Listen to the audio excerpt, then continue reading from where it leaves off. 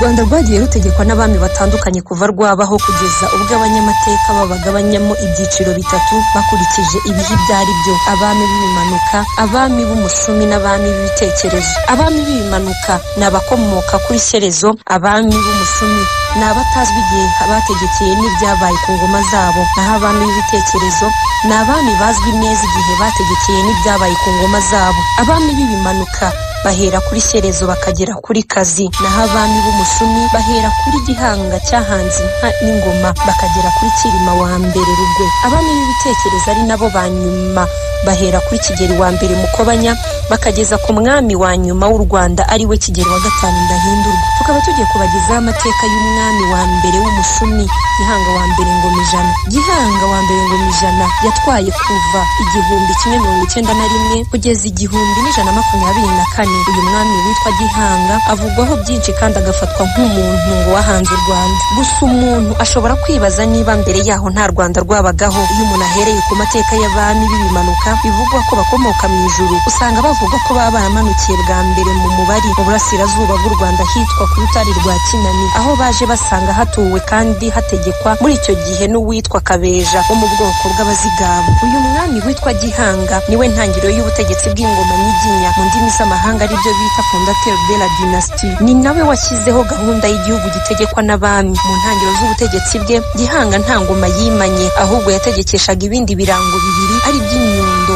n'ikindi gikoresho cy'umuziki bita urusengo. Ibyo gushyiraho ingoma nk'ikimenyetso cy'ubwami ngo yaba yarabizaniwe n'uwitwa Rubunga, nawe abikopeye mu bucurabwenge bwakoreshwaga n'abitwa Abarenge. Abarenge bari Abasinga, aribo bitwaga Basangwa butaka. Bivuga ko Abanyiginya basanze bategeka ngo akaba ari bo bari mu gihugu mbere y'uko iriya ngoma nyiginya iza kubutegeka. Ingoma ya mbere yakoreshejwe n'ubutegetsi bwa Gihanga yahawe izina rya Rwoga, bituruka ku ijambo kogera cyangwa se kwamamara. Rubunga wayizaniye Gihanga niwe bakunze kwita Mwungura, ari naho bakomerezaho bagira bati ni Mwungura wunguye ingoma ubwiru, akaba akomokwaho n'umuryango w'Abatege bituruka ku izina ry'umwe mu bakurambere babo witwaga Nyabutege. Ikoreshwa ry'ingoma nk'ikimenyetso cy'ubwami bwa Gihanga ngo ntiryakuyeho burundu ikoreshwa rya biriya bimenyetso bindi byakoreshwaga mbere ari by'urusengo n'inyundo nk'uko amateka akomeza kubigaragaza. Reka igice cya mbere ku mateka y'umwami Gihanga wa mbere Ngomijana ngihiniraha, bararikire kuzakurikira igice cya kabiri ku mateka ya Gihanga wa mbere Ngomijana, aho tuzagaruka ku buryo ibwami bamenyeshaga icibwa ry'umuntu runaka cyangwa se umuryango runaka, ariko mu buryo bwa burundu cyangwa se butari burundu. Bivugwa ko iyo byabaga ari mu buryo butari burundu ko bakoreshaga umurisho w'ingoma, mu gihe iyo iryo cibwa ryemezwaga mu buryo bwa burundu babitangazaga bakoresheje urusengo. Ndagushimiye. Amateka yaranze u Rwanda yakurikiye.